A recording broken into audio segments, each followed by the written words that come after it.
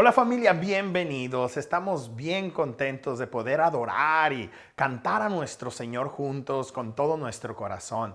El día de hoy tenemos un servicio muy especial.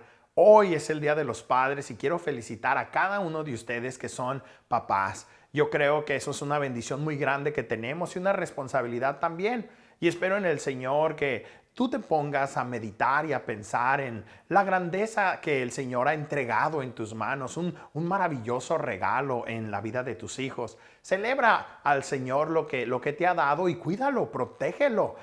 También yo creo que es una muy buena oportunidad para que como mamás y como hijos, pues chiquiemos a nuestros papás, les hagamos sentir especiales, les hagamos sentir que les amamos y que son importantes para nosotros.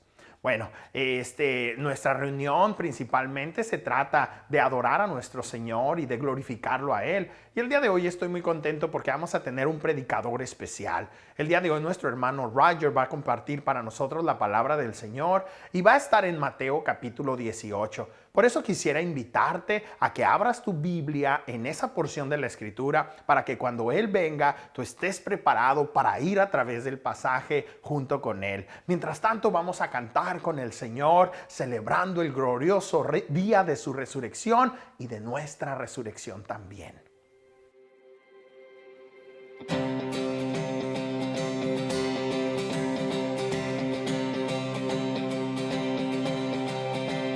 Mi vergüenza me sepultó.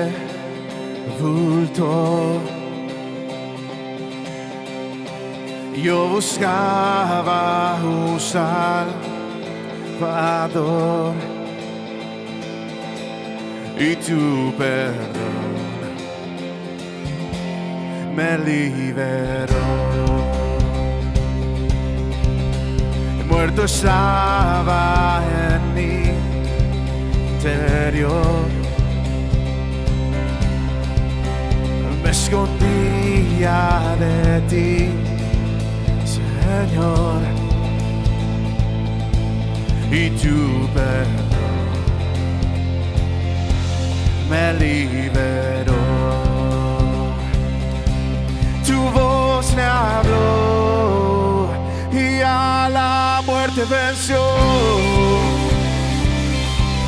Glorioso día, tu sangre me rescató, tu voz me habló y a la muerte venció. Glorioso día, tu sangre me rescató.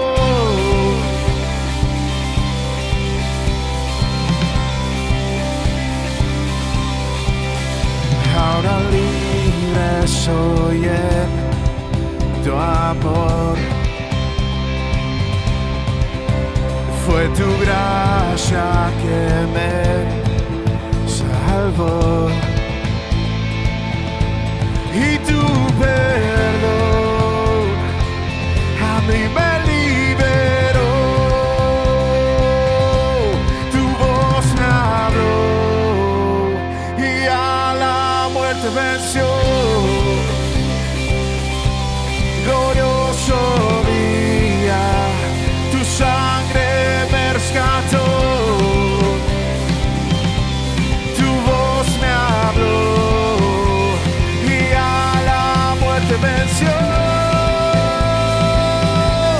Glorioso día, tu sangre me rescató.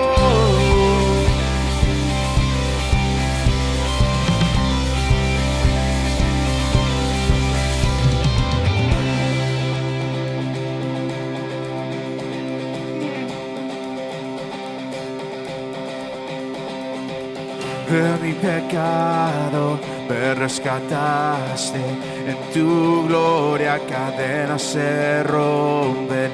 Vivía solo y sin consuelo, ahora soy ciudadano del cielo. Tú me sanaste estando herido, Jesús, por tu amor yo respiro. Tengo un futuro, ahora veo, porque tu voz me habló y a la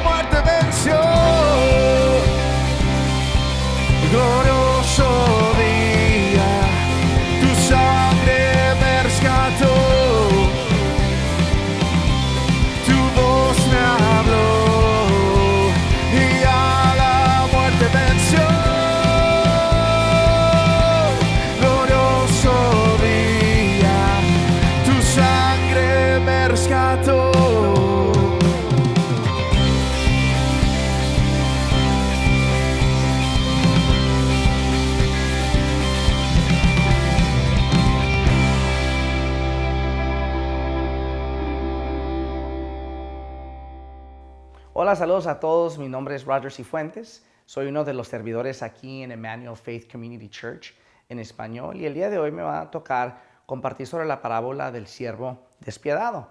Quiero invitarle a que abra su Biblia, por favor, en el Evangelio según Mateo. Ahí en Mateo vamos a estar el día de hoy en el capítulo 18. Vamos a estar en el capítulo 18 del versículo 23 en adelante. Pero antes de entrar en la parábola, me gustaría explicar un poquito el contexto, cómo es que llegamos a esta parábola.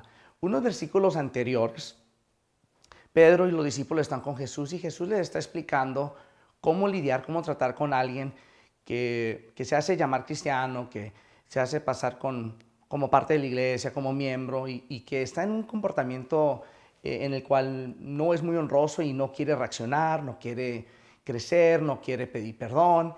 Y cómo tratar en una manera de disciplina con ese individuo, pero disciplina que honra al Señor y a la vez que también restaure al individuo. Y como a raíz de esa conversación y ese patrón a seguir que provee Jesús para los discípulos, Pedro le pregunta al Señor, dice, Señor, entonces, ¿cuántas veces debo de perdonar a mi hermano? ¿7 veces? Y Jesús le contesta, le dice, 77 veces. En alguna versión le dice 77 veces. La idea es de que es 70 por 7, pero no es la idea de 490 veces, sino que era una expresión en la cultura judía de simplemente decir perdonar sin contar, perdonar sin mantener la cuenta. Y es muy interesante porque cuando Pedro pregunta de manera, pues así como no, queriendo saber, queriendo más o menos hacer gauge, más o menos ver cómo está la situación, le pregunta 7 veces. Y 7 vemos que en la Biblia es un número muy simbólico, ¿que no? Pero incluso en este aspecto, en este contexto, Pedro estaba siendo muy generoso, vaya, porque en los tiempos de Jesús habían algunos rabís, algunos maestros de la ley que enseñaban que ciertos pecados nomás se podían perdonar 3 veces. Entonces, de manera generosa, como de un poco de extensión, Pedro dice, entonces 7 veces, ¿que no? Pero se da cuenta que el maestro que está proclamando el reino de los cielos, o sea, la cultura del cielo, que es contracultura al reino de este mundo, desafía al oyente. La verdad, causa un gran enfrentamiento en cuántas veces debemos de perdonar. Pero no solamente lo deja ahí, no solamente le dice 77 veces, sino que también prosigue con una historia, sigue adelante con una ilustración para poder enfatizar algunos puntos muy importantes sobre el reino de los cielos. Ahora sí, quiero invitarles que abran su Biblia, ahí en Mateo 18, vamos a empezar nuestra porción de la lectura del día de hoy. Mateo 18, 23 empieza de esta manera. Por eso el reino de los cielos se parece a un rey que quiso ajustar cuentas con sus siervos. Al comenzar a hacerlo, se le presentó uno que le debía miles y miles de monedas de oro. Como él no tenía con qué pagar, el Señor mandó que lo vendieran a él, a su esposa y a sus hijos, y todo lo que tenía para así saldar la deuda. Ahora, lo que sucede aquí, Jesús tiene un repertorio muy amplio de ilustraciones, de historias, de cuentos que puede usar para relatar información muy profunda, muy importante. Lo que sucedía era de que en el imperio previo, en el imperio griego, antes del tiempo de Jesús, habían reyes gobernantes asignados a territorios muy inmensos. Y dentro de esos territorios, esos reyes o gobernantes tenían ciertos siervos o esclavos de alto rango que llevaban a cabo algunas de las diligencias, algunas de las tareas que tenían que llevar a cabo, y una de ellas era colectar impuestos sobre la tierra, era colectar impuestos sobre el mundo agrícola. Entonces, a una vez al año o a cierta temporada, estos siervos tenían que venir por la tierra y cobrarles el impuesto a los labradores. Y así, al tiempo que venía el rey, ya sea un año sí, un año no, cuando venía el rey, tenían todos esos impuestos colectados para dárselo al rey. Pues resulta que en esta instancia, en esta historia, en este cuento, el rey viene a colectar lo que se le debe y se da cuenta que las cuentas no ajustan. Se podría decir que de pronto el siervo lo estafó, o se quedó con una porción, o malgastó, o no colectó debidamente. Cual sea la situación o la razón, está en una deuda suprema, grande. Incluso en algunas versiones de la Biblia dice que eran miles y miles de monedas de oro. En otras dicen 10,000 talentos. En la versión original de la Escritura, en el idioma original, nos dice que eran 10,000 talentos. Ahora, 10,000 talentos es una cantidad exorbitante. O sea, se usaba como cuando nosotros decimos, ¿cuánto te debo? No, me debes 100,000 millones o me debes 1,000,000. O sea, no era simplemente una cantidad literal, sino que era una cantidad tan inmensa para enfatizar un punto. Para en corto, para en breve, era una cantidad que no podía pagar este hombre. Y interesantemente, la idea o lo justo era poder vender a él, a su esposa, a sus hijos, todo lo que tenía. Pero eso no iba a pagar la más mínima parte. Y una de las cosas que vemos es que Jesús empieza y dice que esta historia se parece al reino de los cielos. Y uno de los puntos que yo veo aquí es que el reino de los cielos tiene a un rey que va a ajustar cuentas con cada uno de nosotros. Tarde que temprano, el rey va a ajustar cuentas con todos nosotros. Ahora, no es una cuenta de 10,000 talentos o de 100,000 dólares, sino que la cuenta en verdad es la deuda de nuestro pecado. En la Escritura, incluso cuando leemos en el Padre Nuestro, vemos que la deuda, espiritualmente hablando, cuando lo vemos en la Biblia, se refiere a nuestros pecados. Por eso en el Padre Nuestro Jesús nos recuerda decir, Señor, perdónanos nuestras deudas como nosotros hemos perdonado la deuda de los demás. Y pensando en esta parábola, es una presentación de eso, de que el reino de los cielos se trata de que tenemos una deuda inmensa con el pecado que no podemos pagar. No se trata de una deuda financiera o algo con el fiscal, sino algo más grande y algo que no se puede pagar de ninguna manera, por lo menos no nuestros propios esfuerzos o méritos de alguno, sino solamente a través del Hijo del Hombre. Y seguimos en la historia, dice, y el siervo se postró delante de él. Tenga paciencia conmigo, le rogó, y se lo pagaré todo. Y el Señor se compadeció de su siervo, lo perdonó la deuda y lo dejó en libertad. Y lo que yo veo aquí en esta parábola es el punto 2 que yo diría.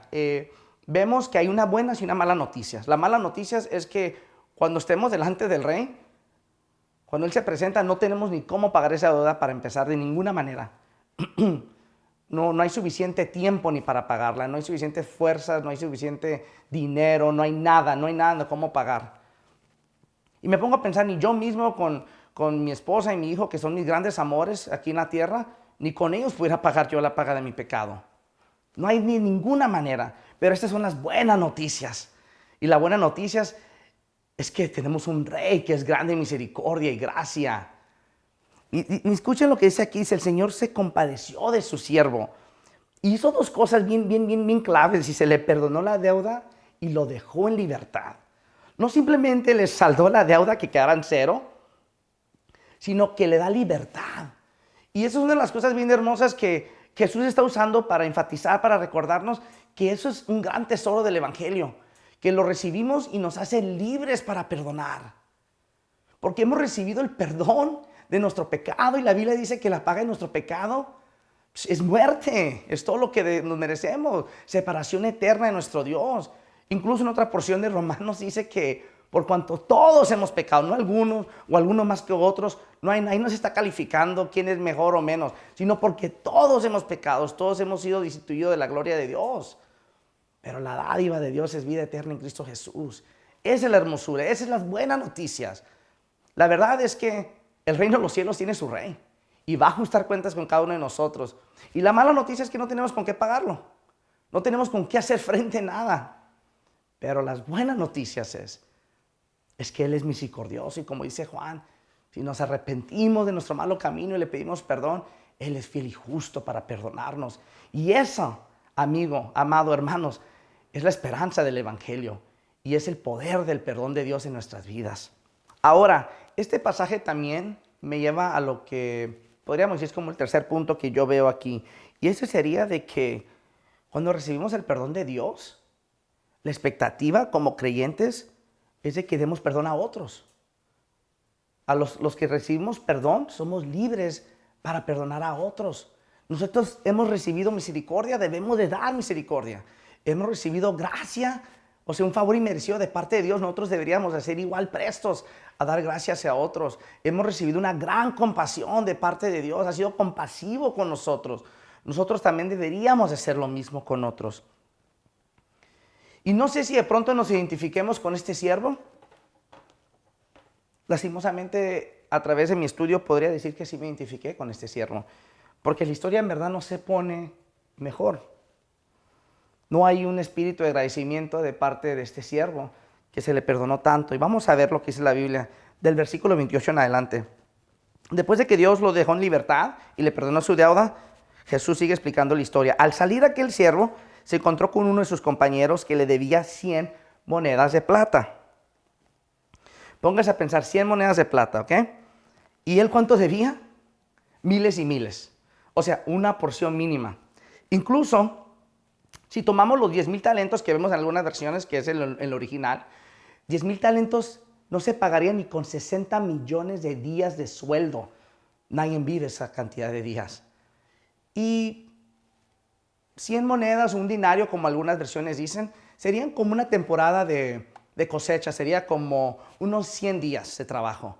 Entonces usted puede ver exponencialmente la gran diferencia entre la cantidad exorbitante que debía el siervo a la cantidad que se le debe a él. Entonces fue a cobrar. Y dice la palabra de Dios, dice, y lo agarró por el cuello y comenzó a estrangularlo. Págame lo que debes, le exigió. Su compañero se postró delante de él. Ten paciencia conmigo, le rogó, y yo te lo pagaré. No sé si está haciendo como clic o si ya le está cayendo más o menos el asunto, pero esto lo hemos visto antes. Este mismo siervo fue lo mismo que él le dijo al rey. Ten paciencia conmigo, yo te lo pagaré. Siendo que no podía pagarle. Era matemáticamente imposible pagar esa deuda. Y ahora que este compañero le debe una porción tan pequeña, súper pequeña, estamos hablando de 100 días a 4 o 5 vidas, que ni así pagaría esa deuda, no puede extenderle la misericordia. Incluso la Biblia dice que se negó. Más bien fue y lo hizo meter en la cárcel hasta que pagara la deuda. Cuando los más siervos vieron lo ocurrido, se entristecieron mucho y fueron a contarle al Señor todo lo que había pasado. Y me pongo a pensar, no sé si usted le está pensando lo mismo, ¿cómo le va a pagar este siervo en la cárcel la deuda al otro siervo? O sea, ¿cómo?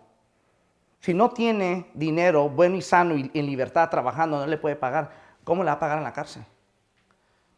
Pues la idea era de que en aquel tiempo antiguo, cuando la gente hacía eso, tenían que pagar los familiares y los amigos, pagar la fianza y pagar la deuda pendiente para que pudiera salir el individuo de la cárcel. Entonces, al no perdonar esta deuda, involucró a muchas personas para poder, entre comillas, satisfacer la deuda. Me pongo a pensar si a veces, al no perdonar, involucramos más personas en el cuadro que no deben estar involucradas, simplemente porque nos es bien difícil dar el perdón, soltarlo. Y vemos que es más fácil retener ese perdón y por lo cuanto varias personas sufren a causa de ello. Entonces este siervo no queda contento hasta que su compañero le paga todo. Y me quedo pensando, o sea, recibiste un gran perdón de parte de tu rey, te perdonó una gran deuda que no merecías que se te perdonara, recibes una gracia incomparable en cuanto a tu libertad y no puedes extender esto a otros. Y en el afán de querer conectar y entender el cuadro y incluso hasta identificarme con ese siervo, me preguntaba, o sea, ¿cómo fue posible que no le perdonó? Es decir, $100 debía a él y se le perdonaron, pero él no puede ni perdonar 1 centavo o 10 centavos. ¿Cómo llegamos a ese cuadro? Y me quedé pensando que solamente deben de haber por lo menos unas 2 razones por qué no. Una simplemente se le olvidó. ¿Qué puede suceder? Se le olvidó ese perdón que se le dio. O 2, nunca entendió la profundidad de ese perdón. Siendo nosotros los lectores de esta porción, prestemos atención mucho. Versículo 32 dice, entonces el Señor mandó a llamar al siervo. Siervo malvado, le increpó, le reprochó. Te perdoné toda aquella deuda porque me lo suplicaste. ¿No debías tú también haber compadecido de tu compañero? Así como yo me compadecí de ti. Y enojado su señor, lo entregó a los carceleros para que lo torturaran hasta que lo pagara todo lo que debía. Así también mi Padre Celestial los tratará a ustedes, a menos de que cada uno perdone de corazón a su hermano. Está grave la última porción, incluso me encantaría predicar este pasaje sin la última porción de esta lectura. Pero la verdad no es la primera vez que Jesús menciona esto. En el Padre Nuestro, cuando habla de pedir perdón por nuestras deudas porque por extensión hemos perdonado a otros, al final también da una advertencia muy seria como esta. Y ese es un momento para reflexionar y decir, si soy cristiano, debo de poder perdonar. Si he recibido perdón de Dios, debo de poder perdonar. Y si no, es algo con lo que tenemos que luchar y lidiar, porque esa es la Escritura. Como les digo, yo en mi carne me encantaría aplicar este pasaje sin la última porción. Me pregunto, ¿cómo serían nuestros matrimonios si nos perdonáramos y perdonáramos a nuestra pareja, a nuestro cónyuge, de la manera que Dios nos perdona a nosotros? ¿Cómo serían nuestras relaciones entre familia? Porque a veces un hermano no se habla con otra hermana, o un papá no se habla con una mamá, o un cuñado con un yerno, o X cosa, por muchas razones. ¿Cómo serían nuestras dinámicas familiares si ejerciéramos más el perdón? Especialmente aquellos de nosotros que decimos a voz alta que somos creyentes, que decimos que Dios nos ha perdonado nuestras ofensas. Creo que fuera otra historia, otro cuento en nuestra sociedad. ¿Cómo sería la situación si perdonaríamos también a nuestros compañeros de trabajo, a nuestros supervisores, a nuestros gerentes, a nuestros vecinos que a veces ni nos hablamos con ellos, o nos peleamos porque nos ponen el bote de la basura en el driveway, o nos dejan el carro de ellos estacionado allí? Sí, yo recuerdo de pequeño siempre teniendo problemas con los vecinos, mi mamá y todo eso. ¿Cómo seríamos si extendiéramos más misericordia y más gracia? Si compararíamos la ofensa tan mínima que ellos nos están haciendo en comparación de la ofensa tan inmensa que hemos cometido en contra del cielo, en contra del reino de los cielos, en contra de Dios, y que Dios, a través de la sangre de su Hijo, nos ha perdonado. Entonces, cuando empieza Pedro con la pregunta, ¿cuántas veces debo de perdonar a mi hermano? 7 veces. Sintiéndose muy generoso, no entendía la implicación de cuando a Jesús le dijo 77 veces. Era de aplicar la gracia y no la ley. Era de perdonar sin mantener cuenta. Incluso lo hacemos tan seguido que de ahí nace el refrán en nuestra sociedad. Perdono, pero no olvido. ¿No olvido qué? No olvido la cuenta. No olvido ese puntaje negativo en contra. Ese saldo pendiente en contra de ese individuo. Eso es lo que significa perdono, pero no olvido. Hablando de estas comparaciones relacional en cuanto al perdón de padre e hijos y en nuestra vida conyugales, un ejemplo que me viene mucho a mente, e incluso últimamente que hemos estado repasando el Nuevo Testamento, en Hechos capítulo 7 está un individuo que es un excelente ejemplo de lo que es entender el perdón de Dios y de dárselo a otros que no lo merecen. En Hechos capítulo 7 habla de la vida de Esteban, una persona que fue falsamente acusada. Y después de desglosar el Antiguo Testamento en un par de minutos, o sea, de una manera tan precisa, tan hermosa, lo empiezan a apedrear y muere. Pero en el proceso del que lo están apedreando, dice algo bien bonito. Dice, Señor, dice, clama al cielo, dice, Dios, dice, no tomes en cuenta, dice, sus pecados, no tomes en cuenta estas transgresiones contra ellos. O sea, en pocas palabras, lo que él está haciendo, está pidiendo perdón por su pueblo. Y le está pidiendo a Dios, Dios, no hay fijón, no hay problema, Señor. Yo no necesito venganza, no necesito ninguna retribución, no necesito nada de que mi dignidad sea protegida, nada, Señor. Tranquilo, no cuentes en contra de ellos esto. Y siendo apedreado a muerte. ¿Sabes una de las cosas muy curiosas? ¿Quién estaba presente en ese cuadro? Era Pablo.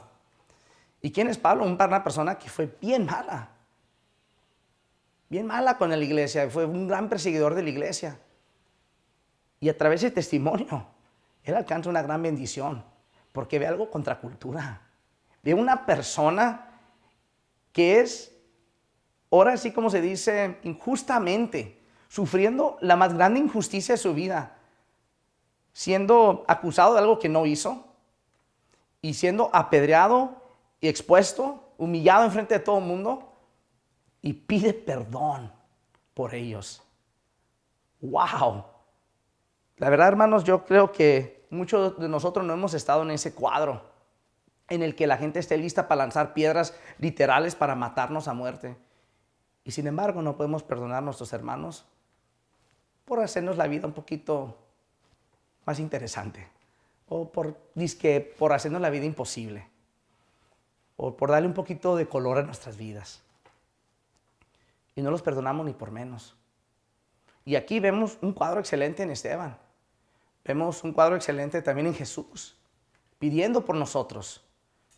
Y ese debe de ser la disposición de nosotros. Ese debería ser nuestra corazonada, esa debería ser nuestra actitud. Que cuando la gente vea nuestra congregación, nuestra iglesia, nuestra comunidad, que digan, ¿sabes qué? En esa iglesia está pesado la idea del perdón. Esa gente conoce el perdón. En esto se parece el reino de los cielos. Tiene su rey, y su rey nos va a traer a cuentas a todos. Y Él es merecedor de sus cuentas. La mala noticia es que sí nos puede aplicar la ley. Y no hay manera ni cómo pagarle. Ni ninguna manera. Ni con lo más hermoso que usted tiene le puede pagar. Pero la buena noticia es que a través de Jesús, a través de su Hijo, el Señor nos reviste de misericordia, gracia, compasión, amor. Nos derrama bendiciones hasta que sobreabunde a su pueblo. Y el reino de los cielos también se parece en esto, que los que hemos recibido perdón tenemos que vivir conforme a eso. Es la expectativa. No se puede decir que hemos recibido perdón y andar en un estado de necedad, de que no vamos a perdonar, o porque, ¿sabes qué, Roger? Tú no conoces mi situación, o tú no conoces mi familia, no conoces la dinámica, o tú no conoces mi matrimonio. Y de cierta manera te diría, tienes razón, se vale, pero la Escritura, ¿qué? ¿Qué hacemos con la Biblia?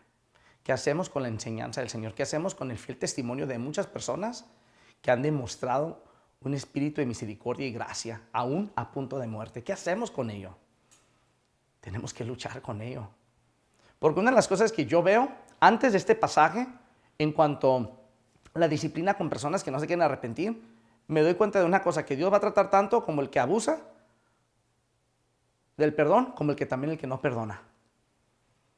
Dios va a tratar con los dos partidos. Y sí, de pronto hay muchos detalles más a tu historia. Pero yo te quiero decir, y te puedo decir, y te lo voy a decir, Dios puede con ello y más. Y de pronto este es un buen momento para recordarte de que tenemos varias cosas en nuestra iglesia para apoyarte con ello. Tenemos grupos de vida que nos encantaría que te integraras, que serías parte para crecer. También si tus situaciones son un poquito más delicadas o más difíciles o más técnicas, por decirlo de otra manera, márcale al pastor.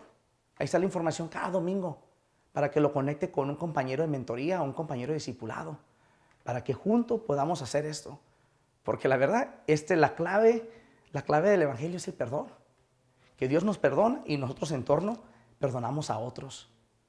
Incluso dice la Biblia que oremos por los que nos persiguen. O sea, oren, piden, clamen a Dios misericordia por aquellos que les quieren hacer daños. Había una historia en Los Ángeles hace unos 20 años. Estaban en un supermercado, entró un ladrón, un asaltante a asaltar y robar dinero.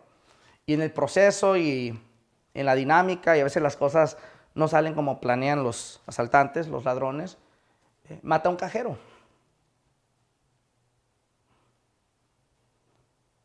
Un cajero de 17 años de edad. Un niño. Resulta que después de que encontraron al asaltante y pasó algunos procesos de corte, y conozco la historia bien porque he estado cerca de estos individuos,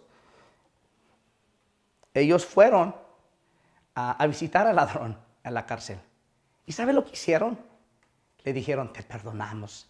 Y le regalaron su primera Biblia para que conociera el camino. ¡Wow! ¡Qué impactante! Sí, o sea, perder un hijo es una de las cosas más dolorosas, más grandes, más graves.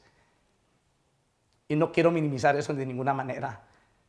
Pero esas personas tenían un concepto tan real del reino de los cielos que sabían que la deuda que Dios le había perdonado era aún más grande que el perder un hijo. Hace unas semanas concluimos la serie de revisión. Y una de ellas era de que nuestra lucha no es contra carne y sangre, sino contra principados, contra huéspedes en las regiones celestes, contra todo Chancancuán de las tinieblas, contra todos ellos. Y me puse a pensar que a veces no tenemos la victoria, a veces no podemos ejercer el perdón porque es nuestra carne luchando contra otras carnes. Cuando yo veo la historia de Esteban, la historia de nuestro Señor Jesucristo, cuando veo esta historia de esta pareja, veo que son individuos llenos del Espíritu de Dios, que usan las armas del Espíritu de Dios con unas gafas claras de la Escritura que nuestra lucha no es contra carne ni sangre, sino contra el reino de las tinieblas. Pero vive el Señor, que el reino de los cielos es aún más poderoso y lo ha vencido.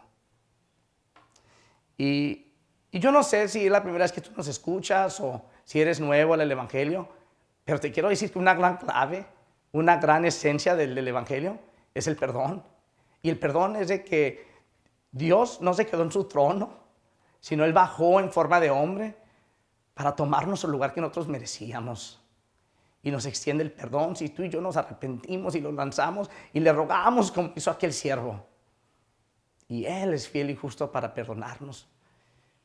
Y eso nos debe de hacer libres para perdonar, para vivir en una plenitud increíble, para vivir un cristianismo pleno, bíblico, gozoso, lleno de alegría que solamente proviene de parte de Dios. No creas, yo también tuve mis luchas con este pasaje. Como les decía, yo la verdad ni quería predicar el último versículo, pero tengo que ser fiel a la enseñanza. Y más que la advertencia, sí, la advertencia está ahí, si no hacemos lo que debemos de hacer. Pero no se fije en la advertencia, fíjese en la esperanza del Evangelio. Cling on to the Lord Jesus. Aláncese al Señor Jesucristo, agárrese de Él, hermano y hermana, amigo, amiga, oyente que nos estás escuchando. Y ahí encontraremos el verdadero perdón y la verdadera libertad de nuestras almas. Oremos. Padre, te damos gracias porque eres bueno, Señor. Más que bueno, eres un Padre bien Padre, súper compasivo y con una disponibilidad tan dispuesto a perdonarnos cuando nosotros nos humillamos y nos arrepentimos, Señor. Padre, de pronto algunos de nosotros nos hemos vuelto oidores olvidadizos, que no se nos olvide el gran precio que tu Hijo pagó, que no se nos olvide el gran don, el gran regalo que tú nos has dado a través de tu misericordia, tu gracia. Señor, remueve todo nosotros que a ti no te agrade, para así nosotros poder revestirnos de Jesucristo, para así poder ejercer esa mente de Cristo que nosotros tenemos para amar y perdonar a los demás. Ayúdanos, Señor, a que nuestras acciones, nuestras actitudes, nuestras demostraciones te exalten y te glorifiquen a ti. Ayúdanos, Padre, en estos tiempos en que el perdón se ha perdido bastante, Señor. Recuérdanos que hay gran poder en tu perdón y que a través de ello podemos tener paz y perdonar a otros. Te doy gracias porque eres bueno, te doy gracias por lo que estás haciendo, por estos retos, por este enfrentamiento que nos aguzan, nos hacen mejor para servirte mejor, para vivir mejor y para amarte mejor. Te lo pedimos en Cristo Jesús. Amén y amén.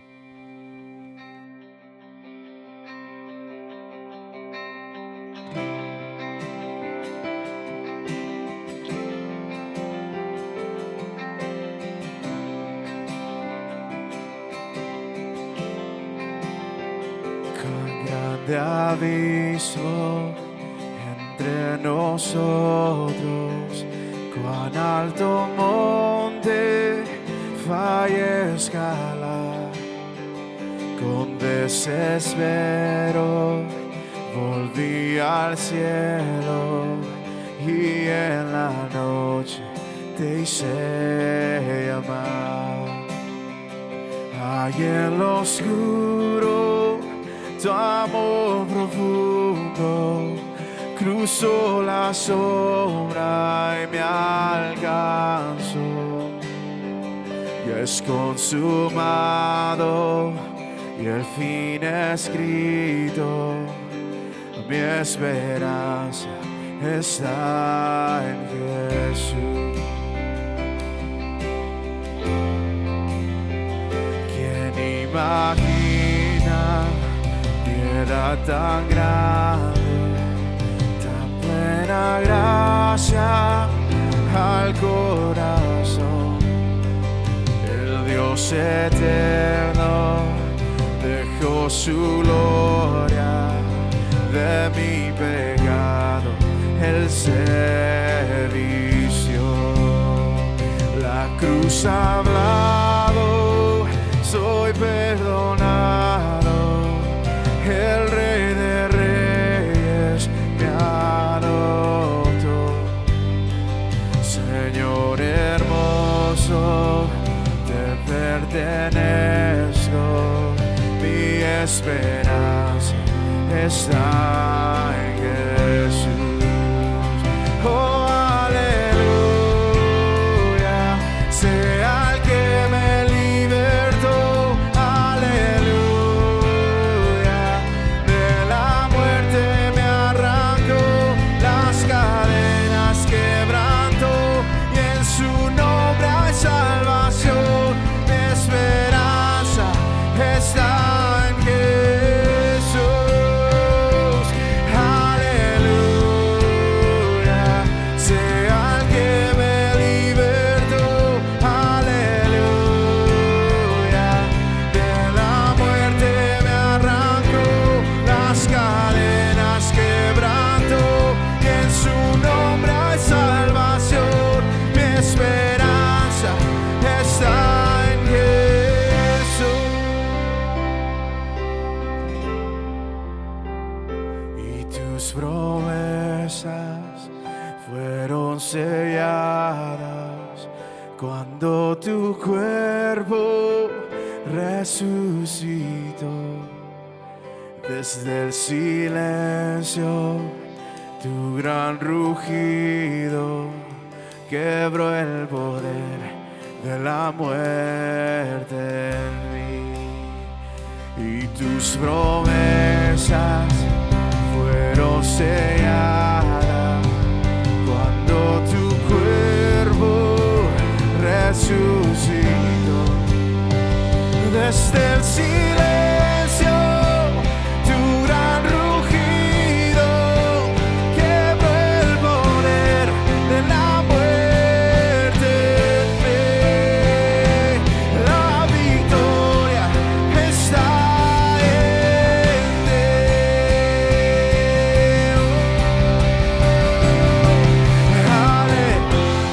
Aleluya, de la muerte me libertó. Aleluya,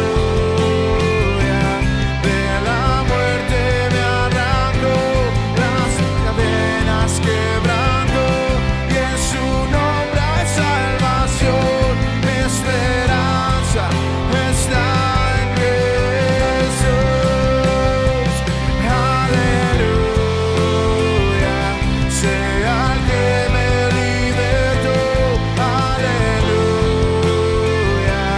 de la muerte me arrancó, las cadenas quebrantó, y en su nombre hay salvación.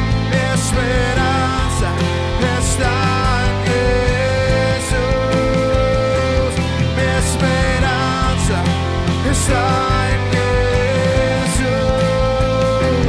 Mi esperanza está en Jesús.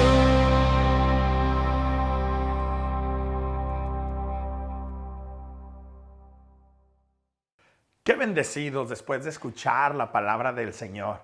Ahora tengo algunos anuncios para ustedes antes de que terminemos nuestra reunión. Estoy contento de seguirles haciendo saber que con nuestros grupos de vida estamos continuando. Porque eso me da el gozo y la alegría de saber de que a pesar de que no estamos necesariamente conectando de una manera muy social en estos tiempos, todavía podemos estar conectados a través de nuestros grupos de vida, orando, viéndonos, escuchando, estando ahí los unos para los otros. Y la verdad es que esa es una gran motivación. Quiero animarte a que continúes siendo parte de tu grupo de vida. Si no tienes un grupo de vida, hazme saber para incorporarte a uno. Tenemos grupos de vida casi todos los días de la semana. Espero que seas parte de uno de ellos. Además, seguimos con nuestra lectura de la semana. Esta semana vamos a estar enfocando nuestra atención en los capítulos 3 al 7 de Romanos. Así es de que está manteniéndote leyendo la Escritura, escudriñando la Escritura, y aquellas cosas que el Señor hable a tu vida, tráelas y compártelas con tu grupo pequeño. Y finalmente quiero recordarles que si ustedes no tienen la oportunidad todavía de venir aquí al anfiteatro para adorar al Señor, con los que ya se están atreviendo a estar aquí, bueno, puedes seguir trayendo tus ofrendas por medio del sitio website, lo puedes hacer, o puedes enviarlas también por medio del correo. Entonces, de cualquier manera, queremos hacerte saber, el ministerio sigue adelante, seguimos sirviendo al Señor. Feliz Día del Padre. Estamos felices de haber pasado este tiempo contigo, celebrando a nuestro Señor, celebrando a nuestros papás, celebrando la vida y el perdón que tenemos en Cristo Jesús. Mis hermanos, mi esposa, mis hijas les mandan saludar. Dios me los bendiga.